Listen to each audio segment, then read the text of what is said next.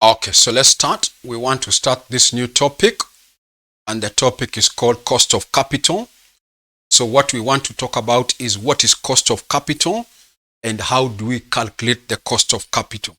Now, cost of capital is normally defined as the expected return by the providers of capital, Whatever is they're expecting as their return, that becomes a cost to you as a company in trying to raise finances. Okay? Whatever the providers of capital are expecting as their return, that will automatically become a cost to you as a company. That will become a cost to you as a company. Okay? Now, we also know that there are different sources of capital that you as a company may use to raise your capital. There are various sources of capital. One, you can raise capital through what we call the equity capital. You can raise capital through what we call equity capital. The other way is to raise capital by issuing what we call preference shares. So you raise capital by what we call preference share capital. The third way is raising capital is through what we call the issue of debentures. You can issue debentures or debt instruments. Good. So these are the different sources of capital that you as a company may use to raise your finances.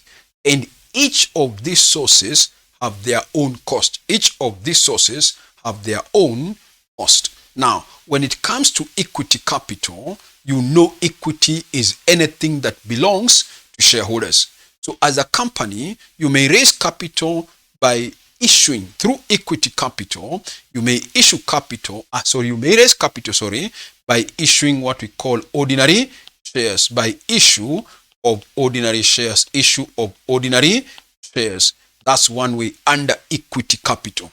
The other way you can still raise capital through equity capital is to utilize whatever we call the retained earnings.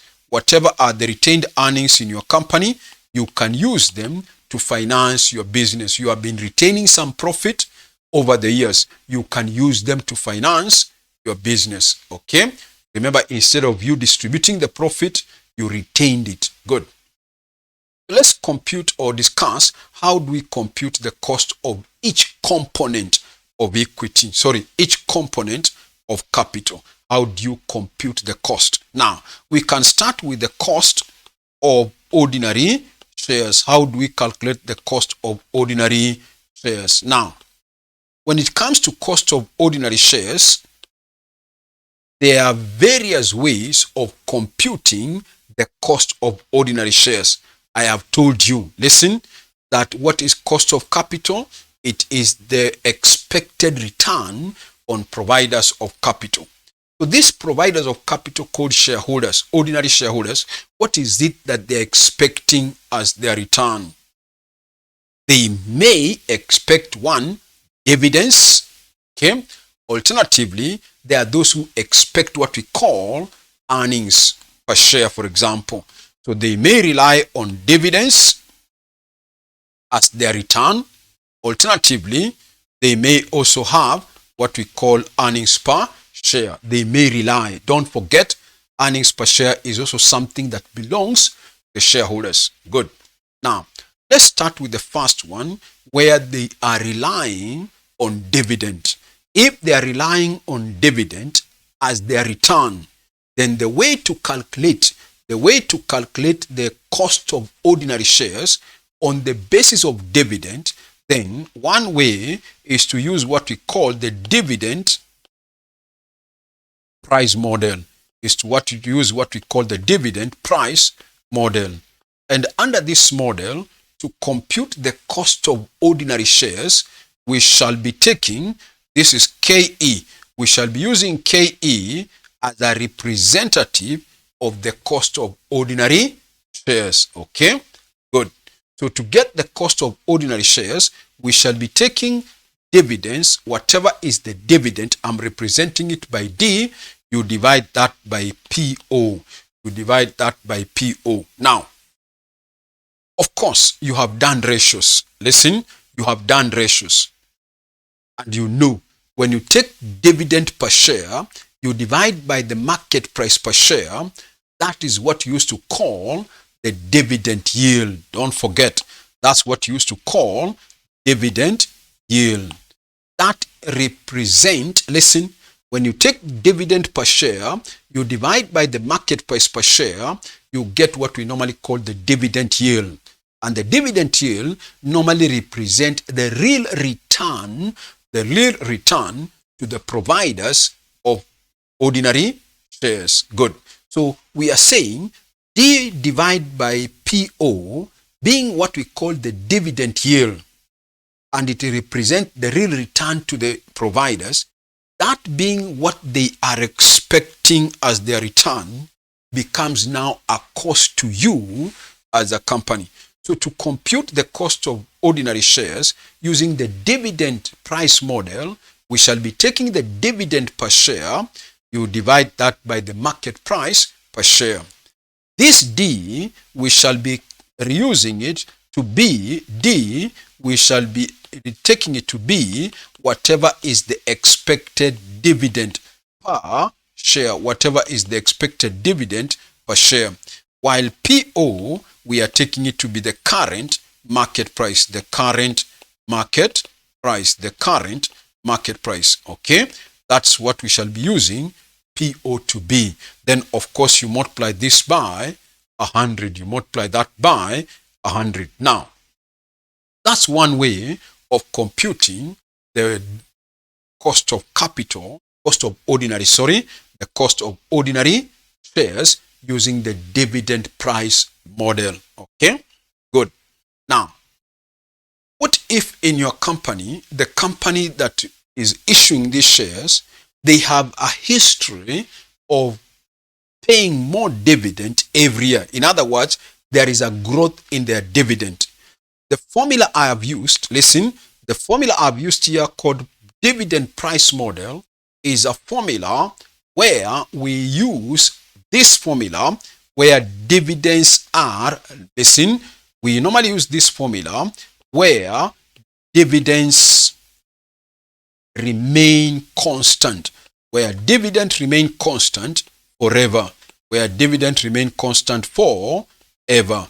Where dividends remain constant forever, then you just take the dividend per share, you divide by the market price per share, you get the dividend yield, which is the return to the providers, which becomes a cost to you as a company.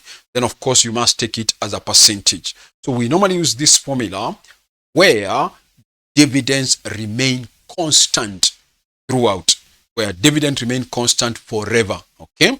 But if your company has that history where dividend keep growing, then you use another formula now for computing the cost of capital. And that formula is what we call the dividend growth approach. Dividend growth approach. Dividend growth approach. It is also normally referred to in finance as Gordon's model. We normally call it also Gordon's model. We have not discussed this Gordon's model. We shall discuss it later in another topic, but just know we normally call it Gordon's model. In another topic, which we shall be calling dividend policy, is a topic we shall be calling dividend policy. We shall be talking about Gordon's model in details. But for now, we are computing the cost of capital. And I've said where there is a growth in dividend, maybe every year your dividend in the company grows by 5%. How do you compute the cost of capital? How do you compute the cost of capital? So we normally use this formula where there is a growth in dividend. Where there is a growth in dividend, in other words, listen, we normally use this formula where the rate of dividend growth remains constant. where the rate of dividend growth remains constant. In other words, listen, in other words, your growth rate of dividend may be 5% every year. Every year your dividend grows by 5%. 5%. So what is the formula?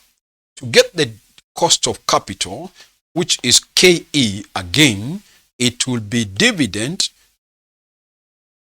0, explain in a short while, into 1 plus G, divide that by PO plus G.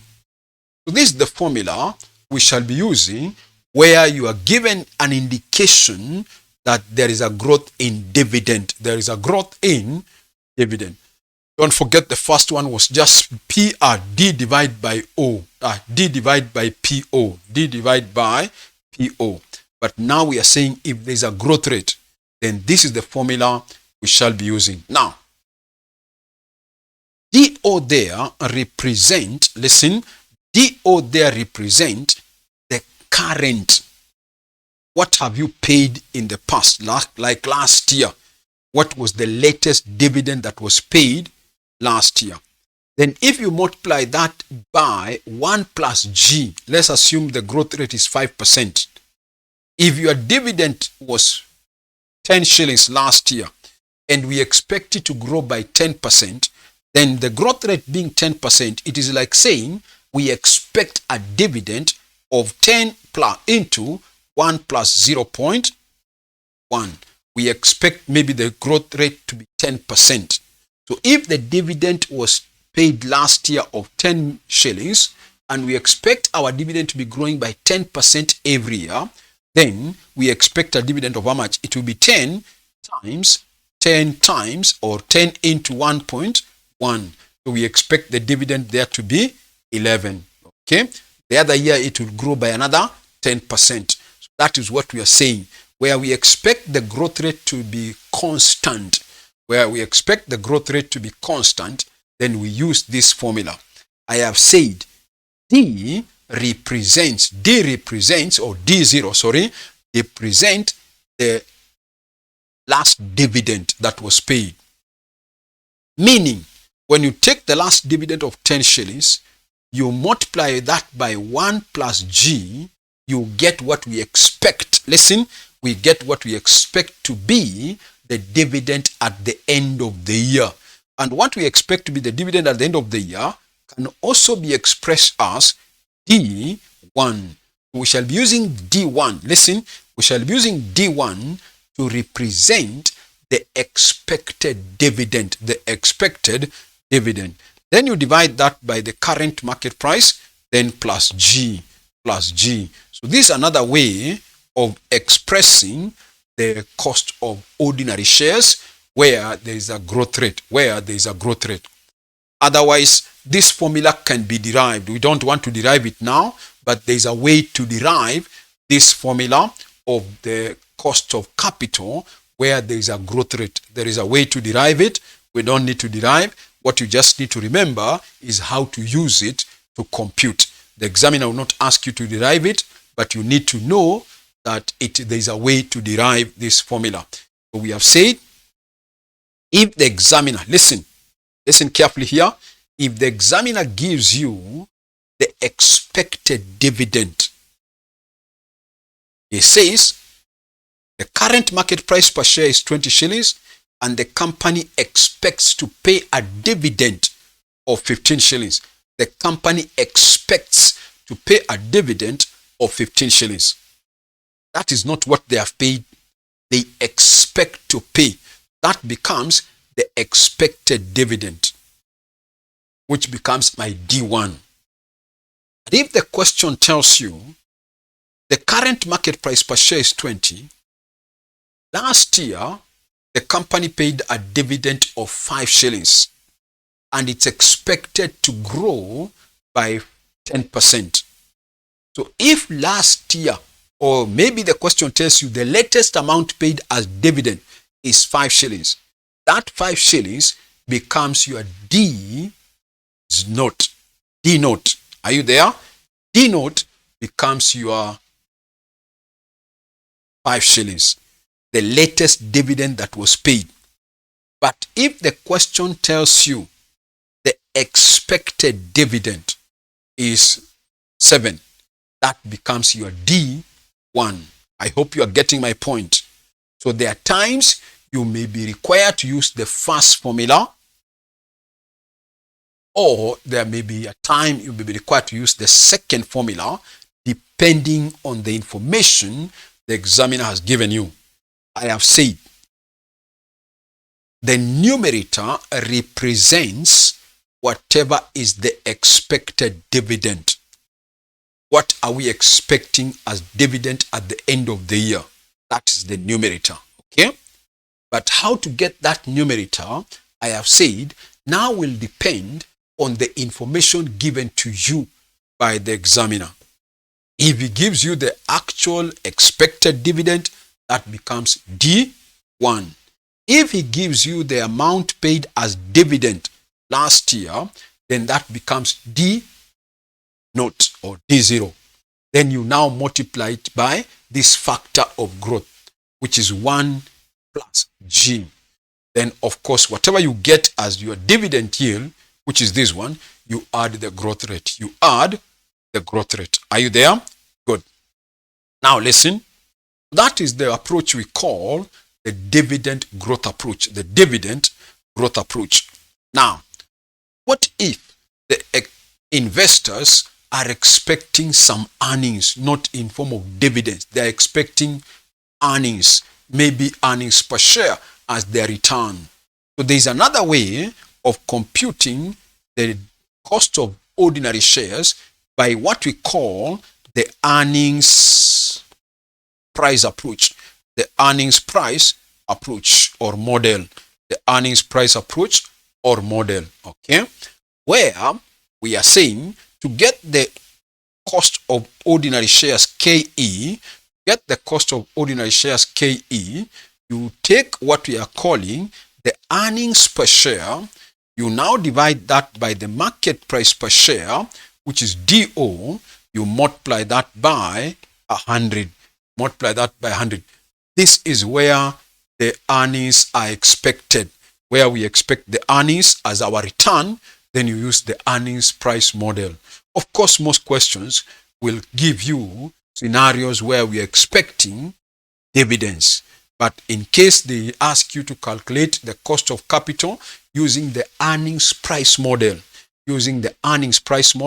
then you take the earnings per share, which is what I'm representing as E, you divide that by the market price, the current market price, PO.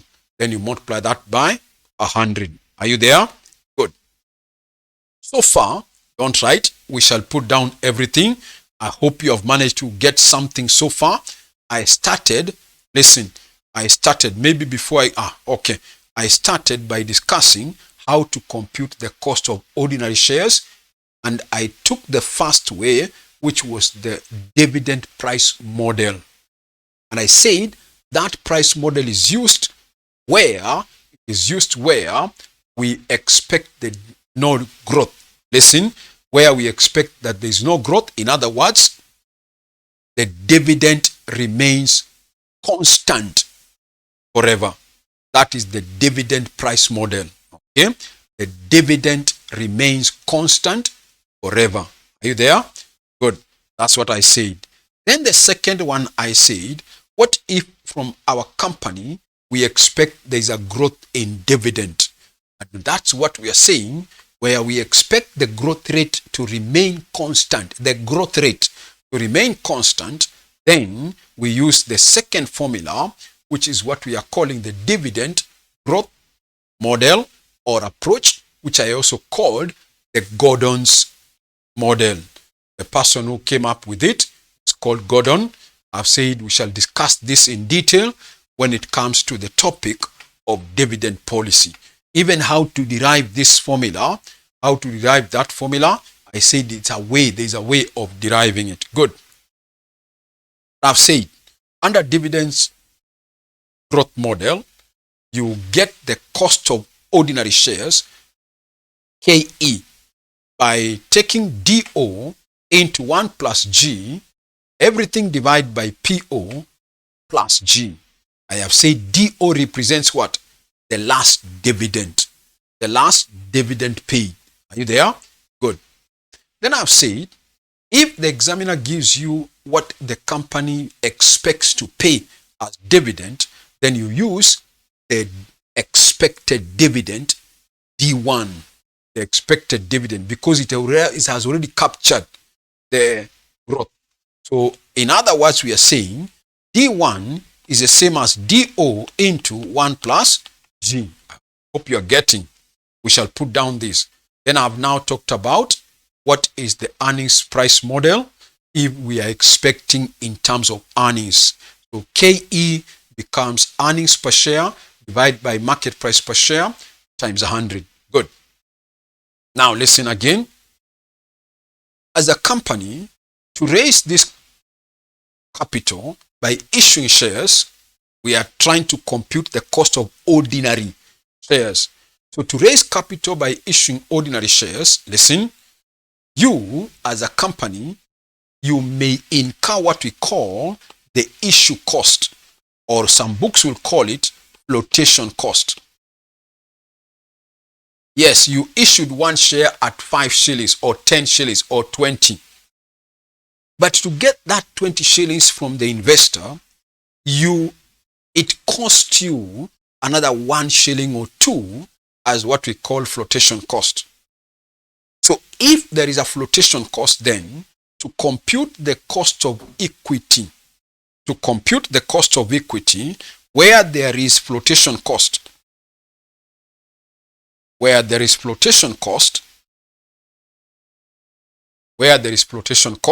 then to compute KE,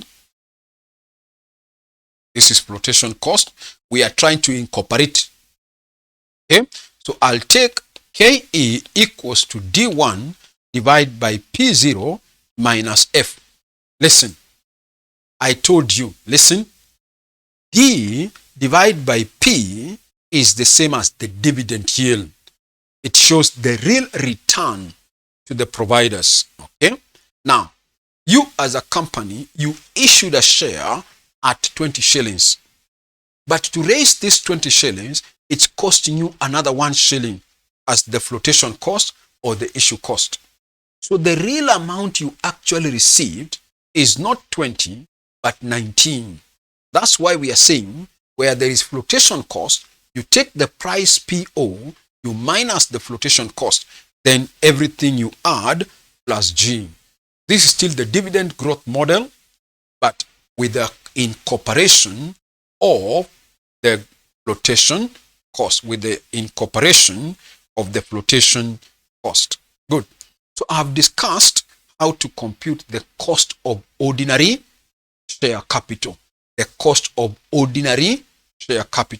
Either using the dividend price model, where we are expecting no growth, 2, using the dividend growth model, which I've also called Gordon's model, 3, the earnings yield the earnings approach of earnings price model. And now we are saying where we expect some flotation cost, then we are modifying the formula and taking it to be D1, which is the expected dividend, divided by PO minus F, which is the flotation cost, plus G, which is the growth rate, Good. I think now we can put down something. We can now put down something on that. Now, before we put down something on what we have already said so far, listen, before we put down something on what we have already said so far, some of you are new to this group. And so if you are new to this group and please you have not subscribed to my YouTube channel, please click that subscription button. Subscribe to my YouTube channel. Click that subscription button. Subscribe to my YouTube channel. Okay? So that you may get notification whenever we post new videos into YouTube. So if you are here or watching this video and you have not subscribed, please subscribe. Just click that subscription button down there and subscribe. Okay. You can also like the video. I hope so far there is something you have learned. Click the like button. Click that like button. Good. To like the video. The other thing I want to mention is this. If you have friends who are doing financial management, which is what we are doing now, and you would wish them to join our online classes, then you can recommend to them. Tell them we are having financial management as online classes. We have online classes for financial management, which is of the intermediate level. We also have online classes for financial reporting of the intermediate level. We also have online classes for advanced financial reporting for the advanced level. And we also have financial accounting of the foundation level, and the one of ATD level 1 and level 2. Those are the 4 subjects we are offering online classes for. So if you have friends who have not joined the classes, the online classes, please tell them that we have online classes for those subjects. 1, financial management of the intermediate level. 2, financial reporting of the intermediate level. 3, advanced financial reporting of the advanced level. 4, financial accounting of the foundation level, and that of ATD1 and ATD2. Anyone who would wish to join our classes can reach me on this number 0722 65 8875. 0722 65 8875. So that's my number. Now, also note this.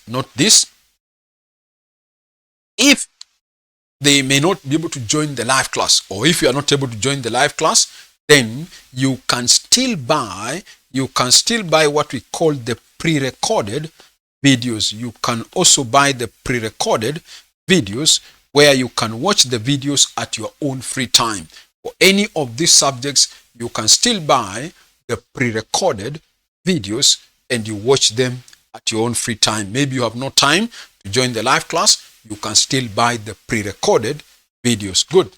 So tell your friends that we have our online classes for these 4 subjects, and that's my number where they can reach me anytime. Either they call or they text, we can still communicate. 0722 658875. Good. Let's put down something now. Now I think we can continue. We can put down something on what we have already said. We have so far discussed how to compute the cost of ordinary shares. The cost of ordinary shares. So let's put down what we have so far said. Okay. So Andika topic is cost of capital. Put down the topic cost of capital. Let's put down the notes now for what we have said so far. The topic is cost of capital. Cost of capital. And then you say this. Put down this. Cost of capital is the return expected. Cost of capital is the return expected by the providers of capital. Cost of capital is the return expected by the providers of capital. By the providers of capital. By the providers of capital.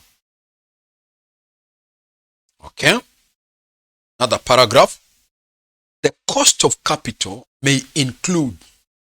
The cost of capital may include. The cost of capital may include 1. The cost of capital may include 1. Equity capital or cost of equity. Put it that way. Cost of capital may include 1. Cost of equity.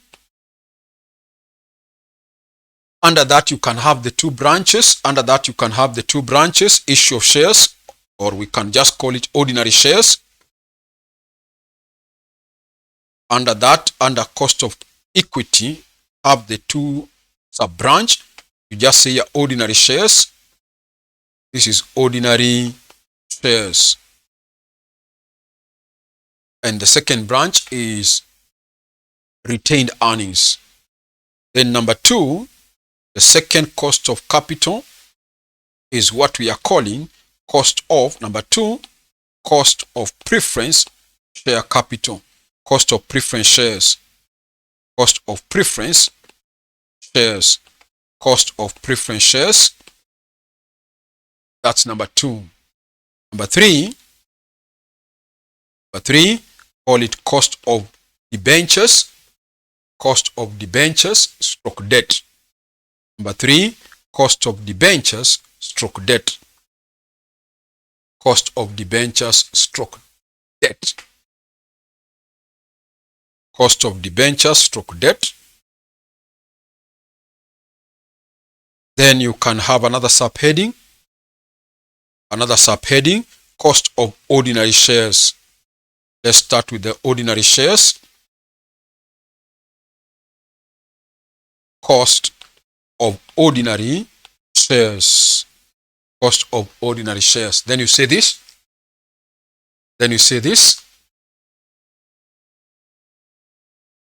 There is not a single method. To calculate the cost of ordinary shares. There is not a single method to calculate the cost of ordinary shares.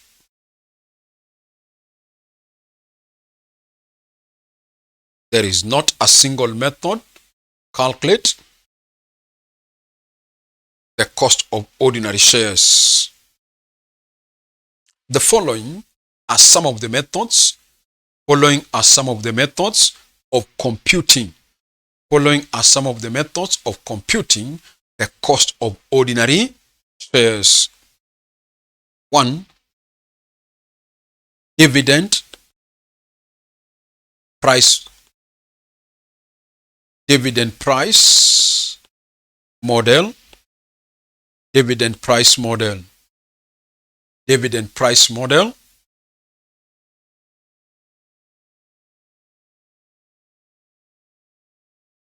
Then you say this, dividend price model.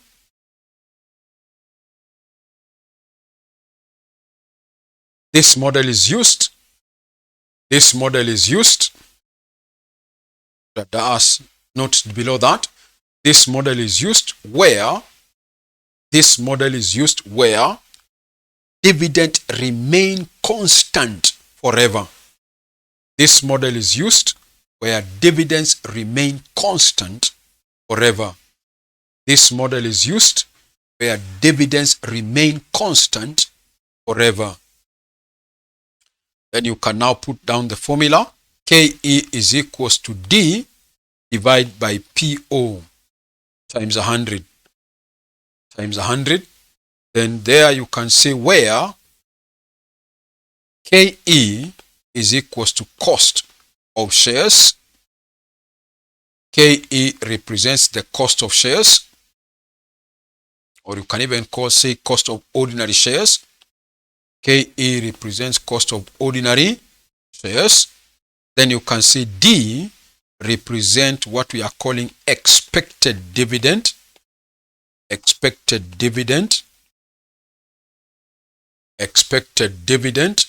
And then PO is what we call the market price per share. And listen to this. Whatever market price you are supposed to use is what we call the market price, which is ex-dividend. That ex-dividend market price. The market price which is quoted as ex-dividend, not cum dividend. The one which is quoted ex-dividend. Good. That's the first way of computing the cost of ordinary. That's one way of computing the cost of ordinary. So finish. We want to go to the second way. We want to go to the second way of computing the cost of ordinary. Want to go to the second way of computing the cost of ordinary. Number 2 or B. Number 2, andika dividend growth. Dividend growth approach. Dividend growth approach. Call it also Gordon's model. Gordon's model. Call it Gordon's model. That is the second way of computing the cost of ordinary shares, depending, I've said, depending on the information the examiner will give you. Okay? Good. Put it down. Dividend growth model. Then let us quote the formula first. KE equals to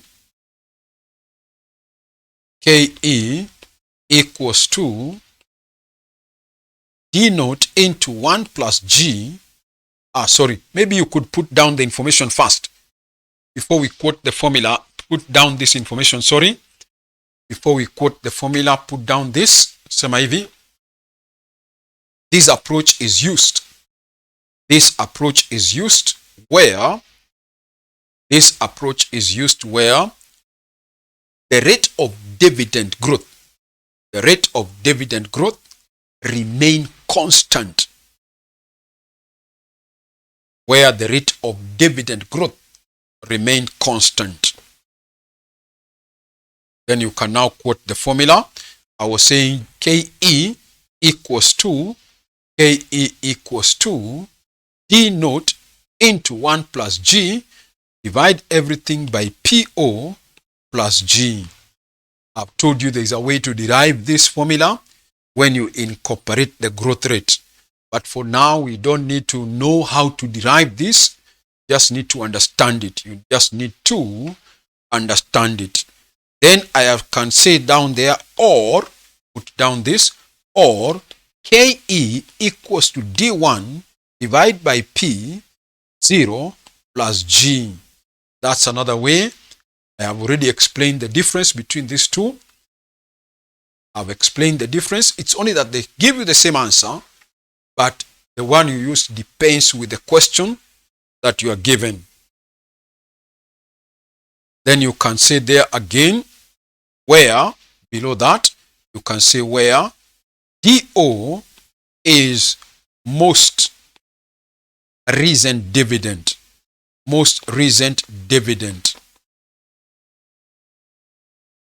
And put in bracket dividend per share. The most recent dividend. The last one that was paid was which one? That is the one I'm calling DO. Okay? Then you can say D1 equals to the expected dividend. D1 equals to the expected dividend. Expected dividend.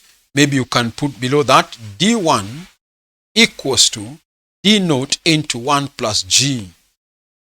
Expected dividend, which is D1 equals to D naught into 1 plus G, so that you know the numerator is the same. It's only that you either express it as a D1 or you express it into as a D naught into 1 plus G. Okay? Good. Then we can put down G. We are still quoting the symbols. G represents the growth rate. And PO represent the market price per share.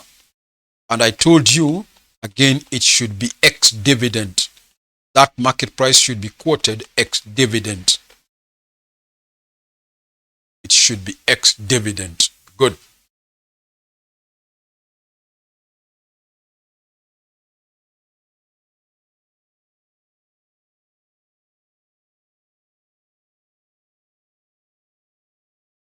Then you say this.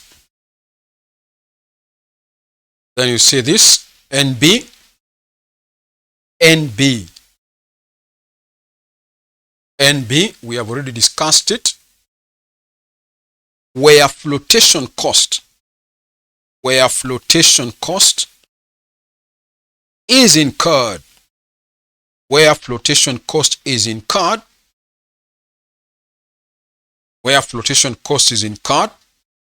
For new issue of shares. Where flotation cost is incurred for for new issue of shares. Don't forget, we only incur flotation cost when you are issuing shares. Okay? So we come and now say this will be given by KE equals to D1, divide that by P0 minus F plus G. So we have only incorporated the D at the F. So you can even add there where F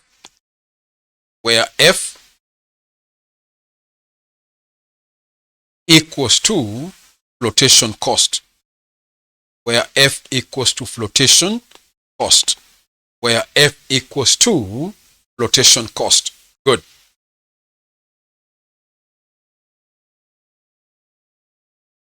Okay. So that is the second formula for getting the cost of capital. That is using the dividend growth model. It's the most common one, the most commonly used. Okay? The most commonly used approach. But maybe before we do a small illustration, let's put down number C. Number C, earnings price approach. Earnings price approach. Earnings price approach. Earnings price approach of computing the cost of capital again. Come and see your KE equals to earnings divided by PO times 100. Earnings divided by PO times 100.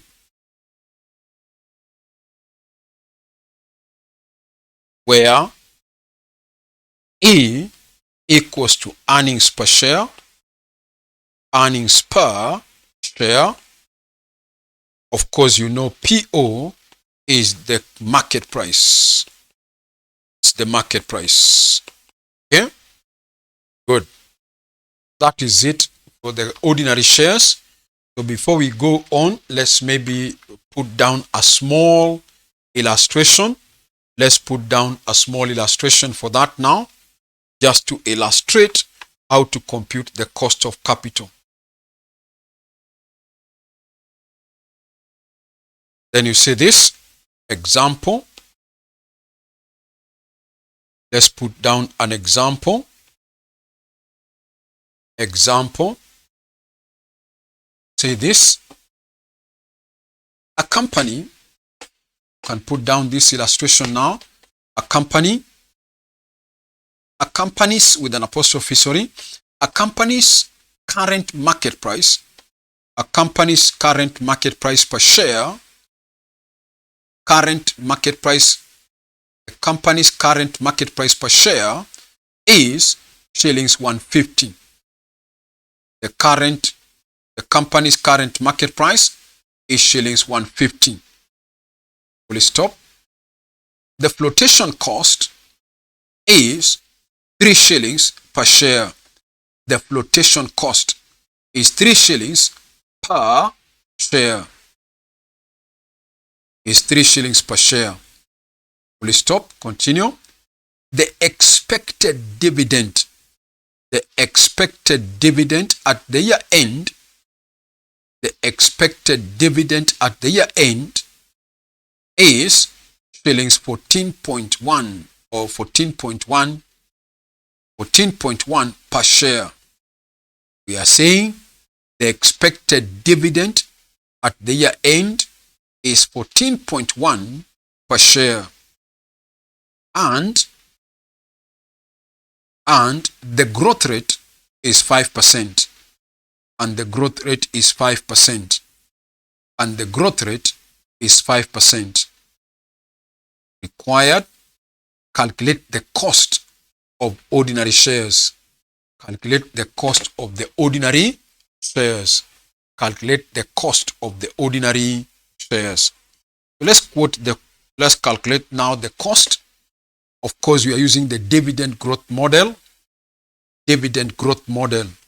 Okay? So let's quote the formula is equals to D1 Don't forget, I've already been given the expected. Listen, from this question, we were given the expected, not the amount paid, the expected dividend. So it will be D1 divided by P0 minus F plus G. That's our formula. D1 divided by P0. Now we have introduced the concept of flotation cost. So you minus the cost. When you take the P0 minus flotation cost, you get what we call the net proceeds. You issued a share for 50. The cost of raising this 50 is the cost of 2 shillings per share flotation. So effectively, the net proceeds are 48, something of that nature. Okay, good. Let's feed in the figures now. We can feed in the figure. We expect a dividend of 14.1. We take the market price, which is 150. That's what we have been given. 50. We minus the flotation cost, which is 3, plus the growth rate, which is 5%, which is 0.05, which is 0.05. Let me solve this.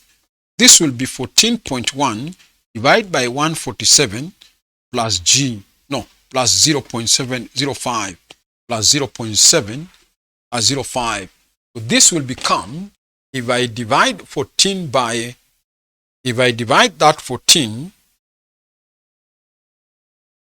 if I divide 14.1 by 147, I'm getting something like 0.0959.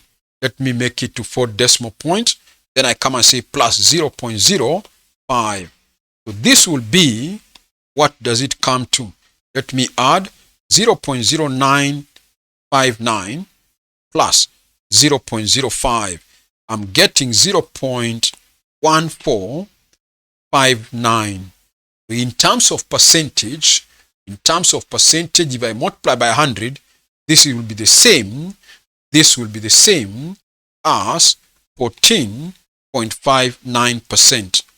14.59%. Good. That is it for that cost of ordinary shares. So finish. We want to develop the topic slightly now. We want to develop the topic slightly.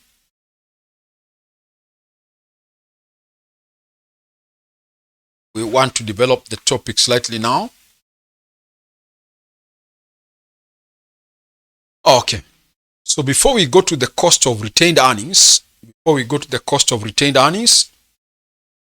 remember we are still discussing the cost of equity, which comprises of the ordinary and the retained earnings. But before we discuss the cost of retained earnings, listen to this now. We have been using this figure called G, growth rate. Listen, growth rate. Sometimes, listen carefully, sometimes the examiner does not give you the growth rate. Sometimes the examiner does not give you the growth rate. So how do you compute the growth rate? If the examiner has not told you, we expect the dividends to grow by 5% every year, whatever. So how do you calculate? So that's what we are trying to do. Listen, don't write. Computation of the growth rate.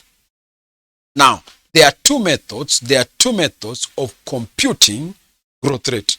There are two methods of calculating the growth rate. One method is what we call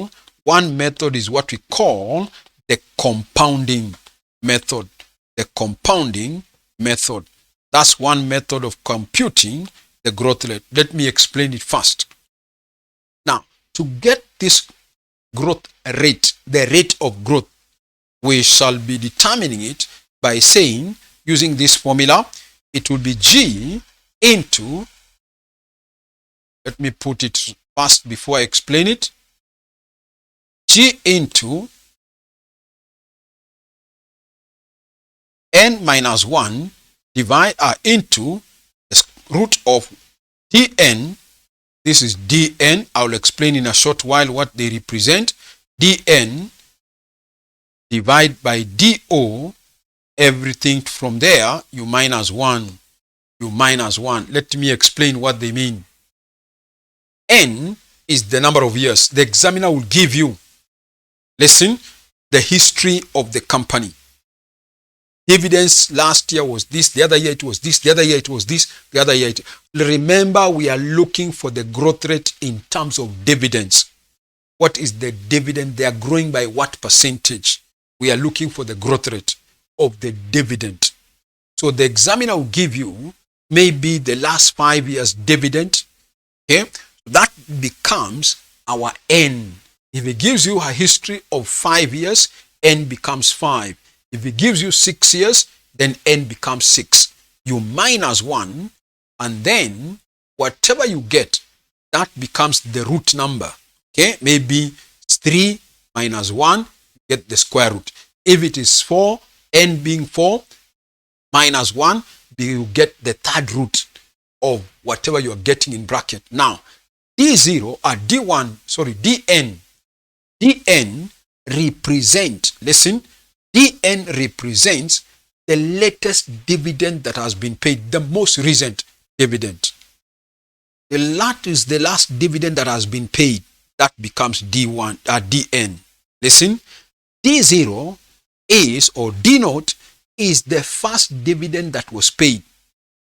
Let us assume, listen, let us assume now that the company paid the following as dividend. In year 1, that is what I can call DO, starting, they paid a dividend of 8. D1, following year, they paid a dividend of 8.1. DO at D3, they paid a dividend of maybe 9. And D4, which is maybe the latest, let us assume they paid a dividend of 3.6 and 9.6. So these are 4 years dividend records. So the N is 4. Listen, the N is 4. And we are looking for growth rate. Listen, the first year, the dividend grew from 8 to 8.1. That became the first growth. Then from year 2 to year 3, this became the second growth. This is first growth. This is second growth. Then from year 3 to year 4, that was the third growth. So though the dividends were paid for 4 years, our growth only, the dividends grew by 3 times. Listen, that's why when you look at the formula, it is N minus 1. So that you get how many growth were there. From this simple illustration, there were 3 growth. From year 1 to year 2, that was 1 growth. From year 2 to year 3, that's a second growth. From the third year to the fourth year, that is the third growth.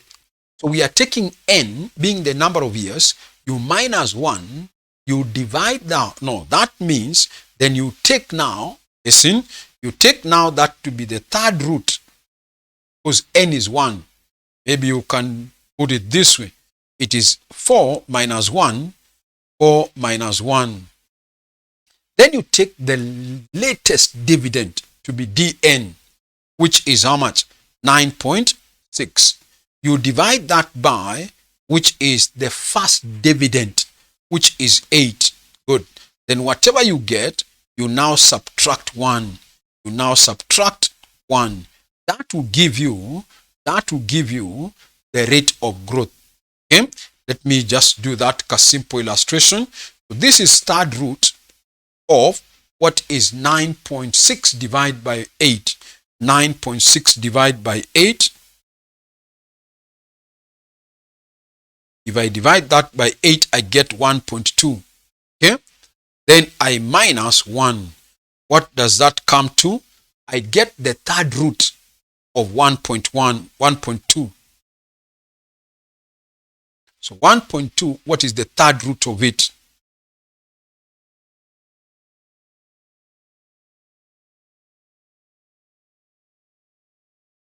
I'm getting something like the third root of that is 0. No, not 0. 1 point is 1.0626.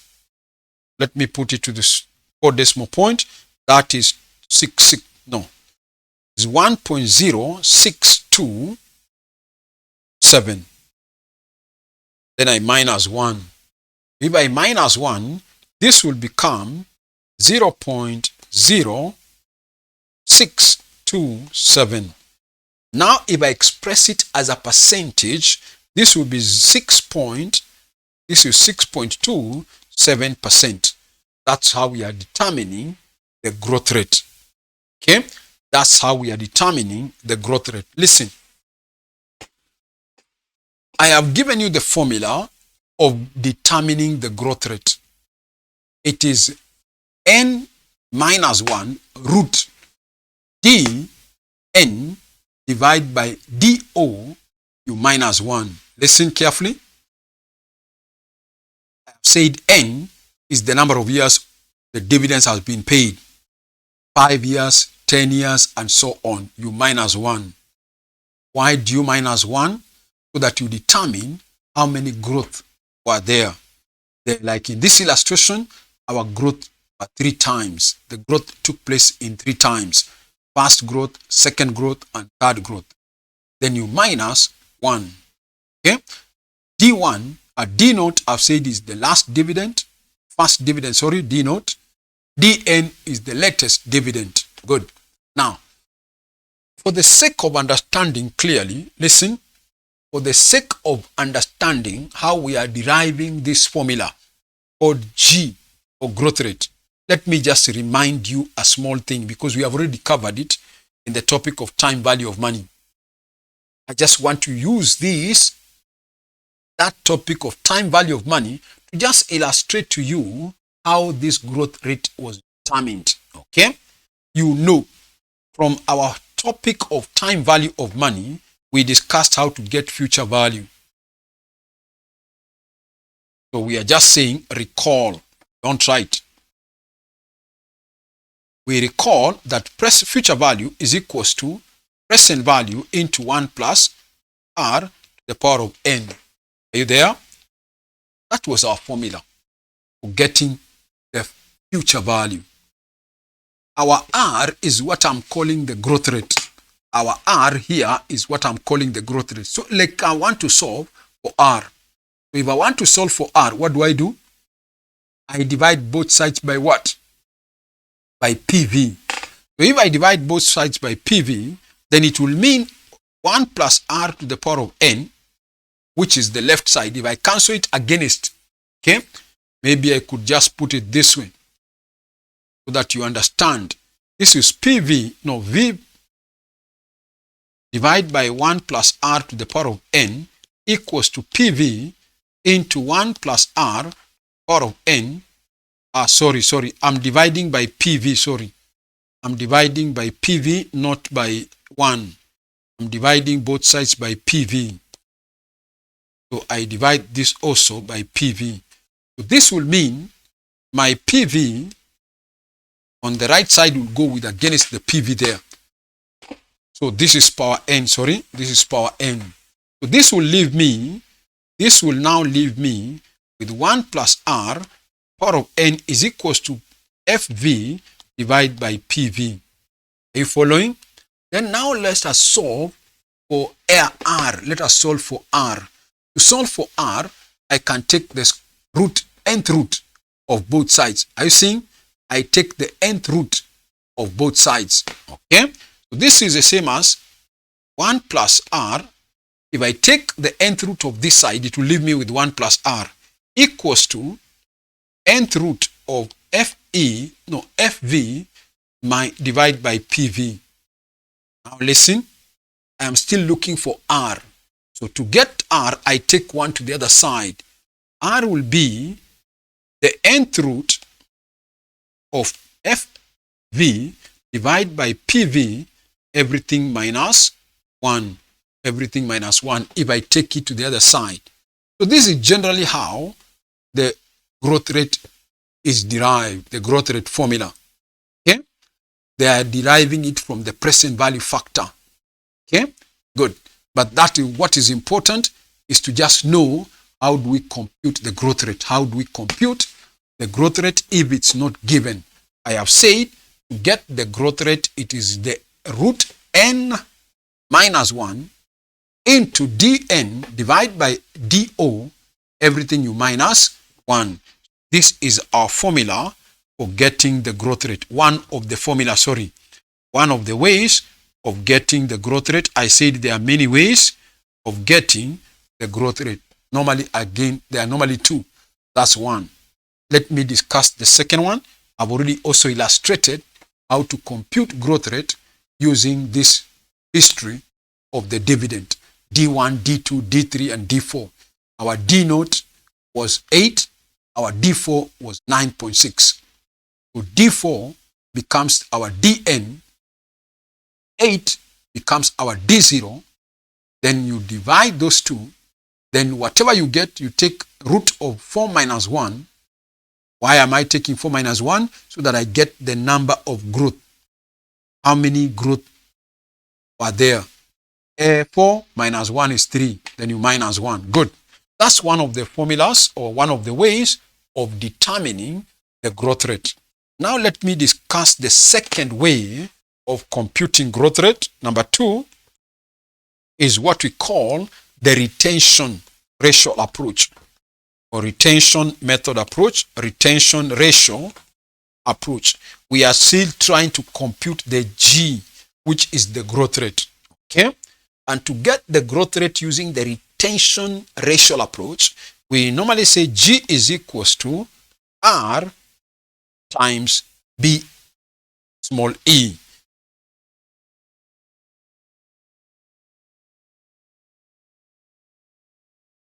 B small e. Good.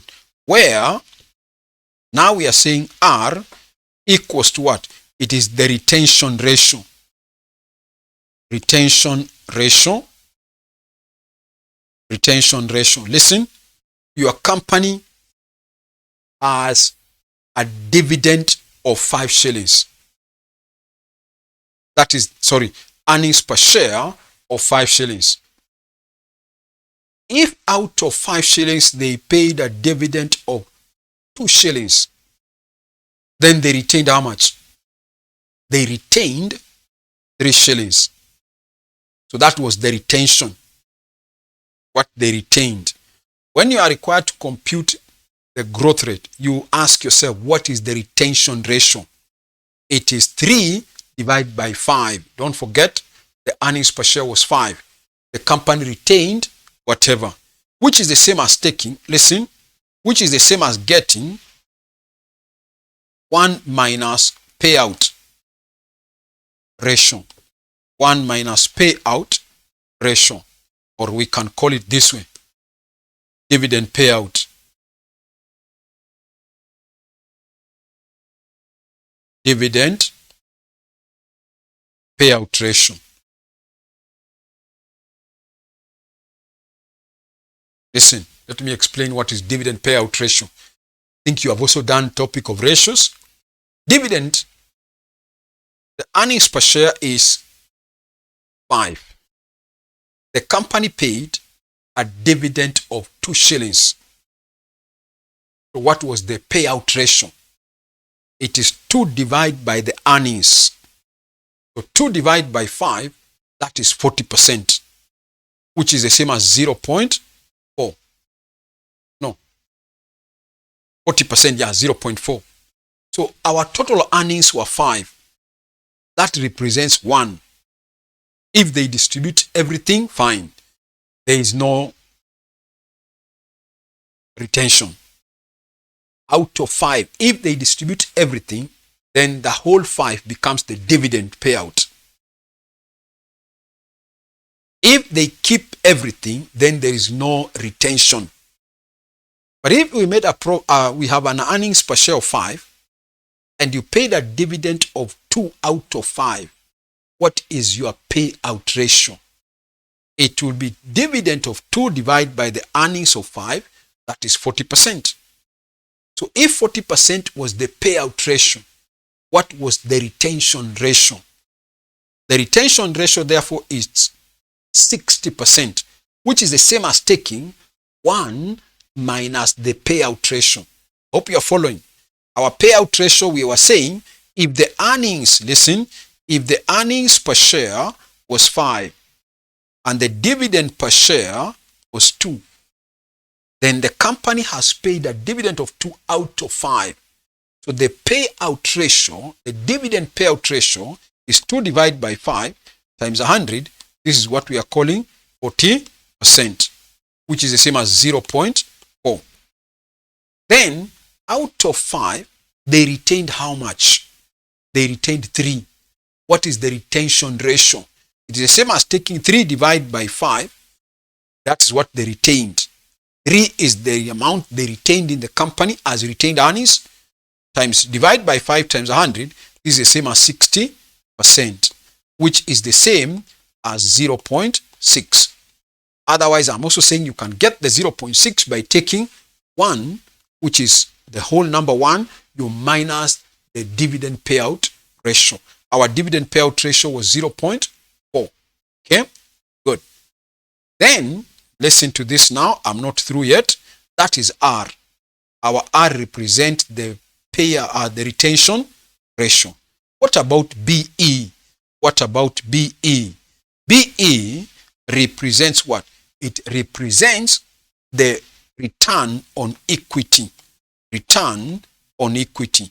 The examiner will tell you what is the return on equity. The return on equity is 20%, 30%, 40%, and so on. It's a ratio like any other, but normally the examiner will give you and tell you the return on equity is 20%. So if you know the retention ratio at 60%, which is our assuming 0.6, maybe you are told the return on equity is 20%, multiply those two and you get the growth rate. And you get the growth rate. Are you there? Good. So those are the two methods of determining the growth rate. Those are the two methods of determining the growth rate. So andika somewhere, NB. NB, we are still discussing the cost of ordinary MACU. Then you say this, NB, where the growth rate is not given, where the growth rate is not given, where the growth rate is not given, then there are two methods of calculating it. There are two methods of calculating it. There are two methods of calculating it. One, compounding method. Compounding method. Compounding method. Then you can copy this formula. I don't have to rewrite it. I don't have to rewrite it. I don't have to rewrite it. Sema G is equals to n minus 1 root dn divided by do minus 1 minus 1. Then you say below that dn, after you have copied the formula, say this dn equals to the most recent dividend per share. The most recent dividend per share. The most recent dividend per share. dn equals to most recent dividend per share. Then do and the couple past dividend. Past dividend. Past dividend. And then n number of years. Number of years. Number of years of dividend payment. Number of years of dividend payment. Number of years of dividend payment. Then you can put down EG. That's andika hapo EG. This is a simple illustration. You don't need to write a complete illustration. Just come and see a D note is 8, D1 8.1, D2, D3 9, D4, 9.6. That is what I want to use now. That's what I want to use. Then after that, you can even show the growth, first growth, second growth. This is first growth, just to remind you when you are revising. This is second growth and third growth. So there are only 3 growths in this series. Okay. Then below there, you can now come and say G equals to, and now copy the next part. G equals to 4 minus 1 root 9.6 divided by 8 minus 1. Copy that. G is equals to 4 minus 1 root 9.6 divided by 8. 9.6 is the most recent dividend. 8 was the first dividend that was paid according to the record of the company at the record of the question. And everything you minus 1. Everything you minus 1. Then we move on and still say G equals to 3 or the third root of 1.2 minus 1. Third root, that. Good. Then you copy the remaining part of the calculation. Then you end up with a G of 6 point. This is G, 6.27%. 6.27%. Good. Okay. Finish. We don't have to put down the recall, how we derive that. I was just trying to show you how we recall or how we determined the R or the G by recalling this formula of the present value or the future value factor. Okay. So we are just using it to try and see how they derived at our formula. Otherwise, you don't need to copy that component. No. Then you can come and say number 2, method 2 now. Method number 2 now. Method 2. Method 2. Andika retention ratio method. Retention ratio method. Retention ratio method. Retention ratio method. And you say G, which is the growth rate, equals to RBE. Then you can quote what the R represents. You can quote what R represents. I've said R is equals to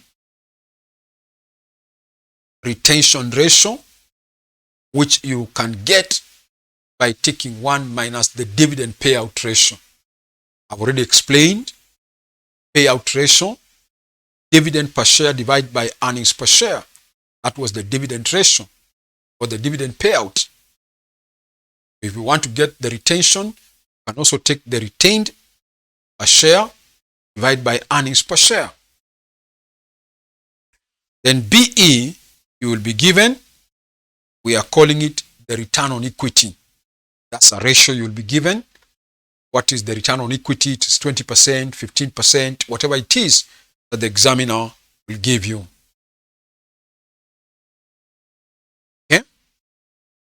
Good. So today, we have discussed how to compute the cost of ordinary shares, and there are various ways of computing it, whether it is a dividend price model or the dividend growth model or the earnings price model. Those are the 3 approaches we have discussed. Then we have also discussed how to determine the growth rate. Okay? We started by saying, how do you use the dividend price model? Dividend price model is used where there is no growth. Okay? In other words, there was no growth in dividend and we expected dividend to remain the same forever. That was our first approach. I'm just summarizing just to remind you, where we said that KE will be given therefore by D divide by PO, okay, where there was no growth rate. Okay, good. Just take the dividend, divide that by the market price. Okay, I told you this gives you the dividend yield. When you take dividend divide by market price, it's the dividend yield. And dividend yield represents what? The real return on your investment. What me as an investor I'm expecting as a return, which is this D minus D divided by market price, because if I'm paying you 50 bob and I'm expecting 5 shillings as dividend, I pay 5.50, that is the market price, denominator. I get a return of 50 shillings or 5 shillings. My return is 10%. 5 divided by 50 as a percentage is 10%. So that is my dividend yield, which becomes your cost as a company. So what me I'm expecting as my return, that is what becomes your cost. Then from there, I develop the formula and we say, what if we have some growth? What if we had some growth in terms of dividend? This is the one where we're assuming that the growth rate is not there. The dividends remain constant forever. Okay? Then we went there and said, if there is a growth rate, then the formula becomes D naught into 1 plus G, divide that by P0 plus G. Okay? Where I told you there's a way to derive this formula, but that was whatever we say. Then I told you, if you take D naught plus into 1 plus G, what does that represent? It represents the expected dividend. Remember, D is the dividend they have paid. What is the growth? 5%. So we expect it to grow by 5%. So we expect a dividend of how much at the end of the year? This much. Whatever we're expecting now becomes D1. Okay? Where we said you can now take D1, divide by P0 plus G. That's the formula we have used. Okay? Then after that, I went further and introduced the concept of the cost of flotation cost. I told you if there is a flotation cost, then in the denominator, you just minus from the P, you minus the flotation cost. Then today we have also said, I talked about how do you get the growth rate if the examiner has not given you the growth rate. We have said there are two formulas. One is the compounding method. We have already said G equals to n root minus 1 into D1 or Dn divided by Do minus 1. Okay? That is the formula for getting the growth rate. Alternatively, you take the retention ratio times, that is, times the return on equity. Good. That's where we can stop today. Maybe next time now we shall go to the second component of cost of capital. We have discussed ordinary shares. The rest we have no many methods.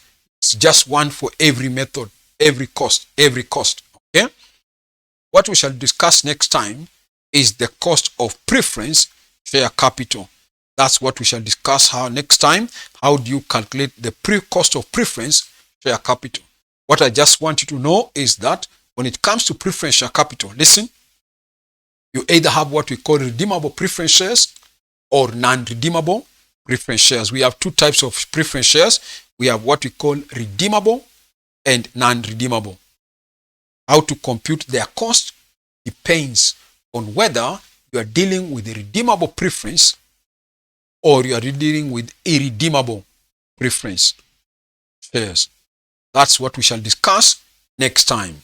After we have discussed preference shares, both redeemable and non-redeemable, how to compute their dividends or their return, or what we call the cost, then we can now go on and talk about how to compute the cost of debt, or in other words, cost of debenture. Cost of debenture. Listen again, debenture can either be redeemable debentures or again, non-redeemable debentures. You can issue debentures which are to be redeemed after 10 years, or you may issue debentures which are non-redeemable or irredeemable.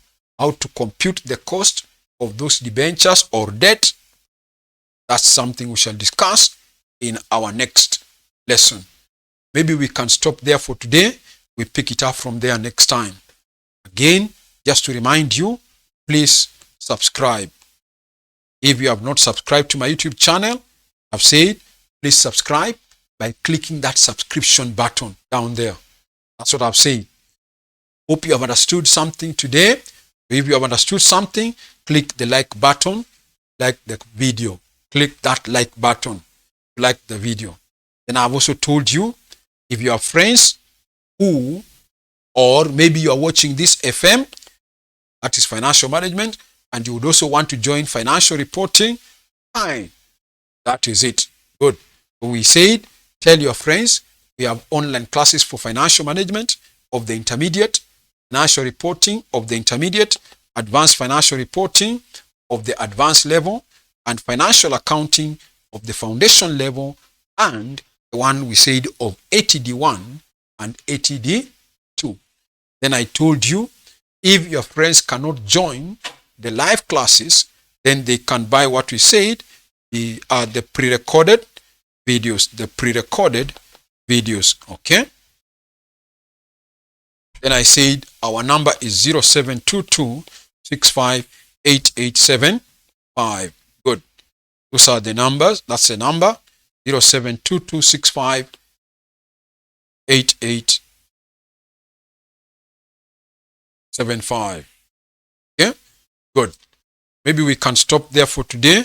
We pick it up from there next time. Bye for now. See you then.